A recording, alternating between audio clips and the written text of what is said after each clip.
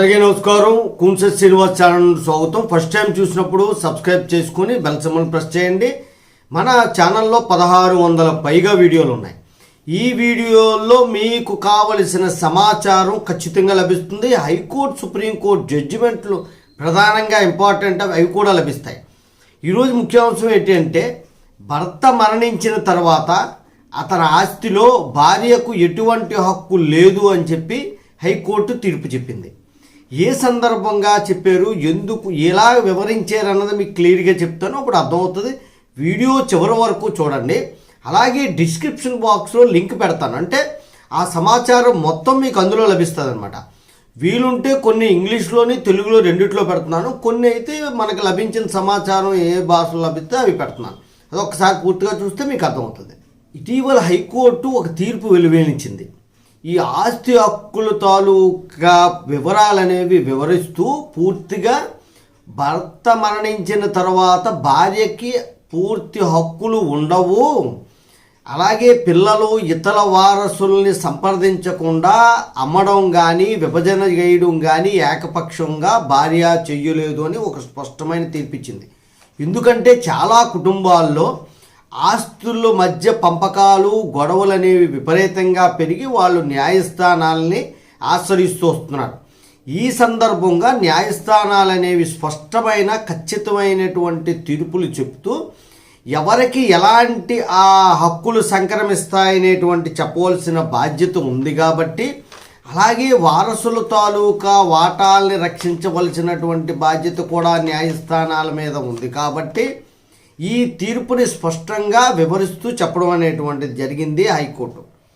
ఆమె భార్యకి ఏ సందర్భంగా ఉంటుంది, భార్యకి సొంత ఆదాయం లేకపోతే భర్త ఆస్తిలో పోషణార్థము నిర్వహించుకునేటువంటి హక్కు మాత్రమే ఉంటుంది. అంతేగాని అతని స్వార్జితంలో తను పూర్తిగా హక్కుల్ని పొందేటువంటి హక్కు భార్యకు మాత్రం లేదు. జీవనోపాధి వరకు ఉంది. దీన్ని హైకోర్టు 2 విధాలుగా విభజించింది.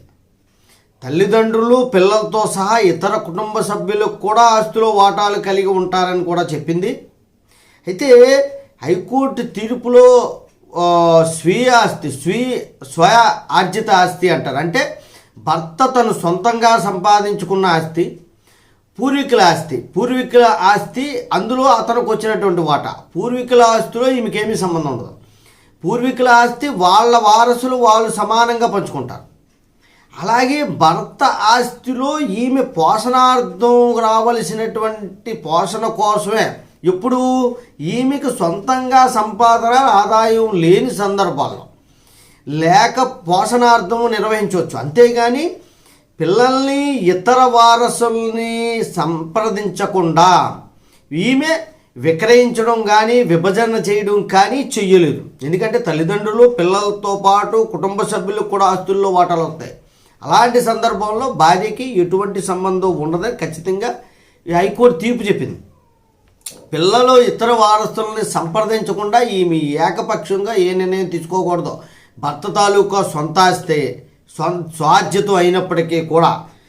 దీని సారాంశం ఏంటంటే, భర్త ఆస్తిని నిర్వహించడం తప్ప ఆమెకి అమ్మడానికి కానీ పంపకాలు చేయడానికి కానీ భార్యకి హక్కు లేదు. స్వీయ ఆస్తి అయినప్పటికీ, సొంతంగా సంపాదించిన ఆస్తి అయినప్పటికీ కూడా ఆమె మెయింటెనెన్స్ కోసం, నిర్వహణ కోసమే ఆమె హక్కులు ఉంటాయి. అంతేగాని పంపకం కానీ విభజన కానీ అమ్మడం కానీ చేయకూడదు. అలాగే పూర్వీకుల ఆస్తులు అయితే ఆమెకి ఎటువంటి హక్కు ఉండదు. ఇప్పుడు మీకు అర్థమైంది అనుకుంటాను. ఎందుకు అంటే హైకోర్టు తీర్పు చాలా స్పష్టంగా ఇచ్చింది. ఆ భర్త తాలూకా స్వార్జిత ఆస్తి ఏదైతే ఉందో దాన్ని ఆమె పోషణ కోసం, నిర్వహణ కోసమే తప్ప హక్కులు కలిగి ఉంటా తప్ప అమ్మడానికి కానీ విభజన చేయడానికి కానీ ఆమెకి ఎటువంటి హక్కు లేదు. ఎప్పుడు అంటే ఆ పోషణ కూడా ఆమెకి ఎటువంటి సంపాదన, ఆస్తులు లేనప్పుడు, ఆమెకి ఏ ఉద్యోగమో చేస్తుందనుకో, అది కూడా పోషణ హక్కు కూడా ఆమెకి ఉండదు.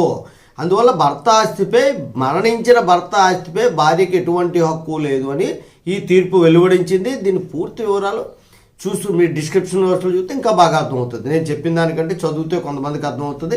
మీకు ఇన్ఫర్మేషన్ పాస్ చేశాను. దీన్ని బట్టి మీకు కావలసినటువంటి వివరాలన్నీ కూడా మీరు నెట్లో అనేటువంటిది చూసి తీసుకోవచ్చు.